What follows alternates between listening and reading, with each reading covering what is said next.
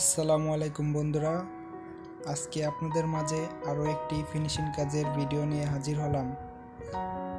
আশা করছি ভিডিওটা সবাই দেখবেন। লাইক, সাবস্ক্রাইব, কমেন্ট করে আমার পাশেই থাকবেন। কাজটা কেমন হলো সবাই কমেন্টে মতামত জানাবেন।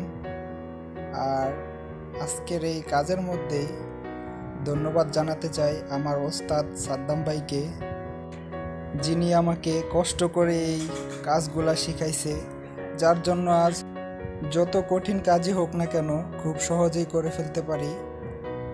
সবাই আমার ওস্তাদ সাদ্দাম ভাইয়ের জন্য দোয়া করবেন, আমার জন্য দোয়া করবেন, আমি যাতে বহু দূর এগিয়ে যেতে পারি। যারা যারা ভিডিওটা দেখতেছেন সবাই একটু সাবস্ক্রাইব করে দেবেন, আমার পাশেই থাকবেন।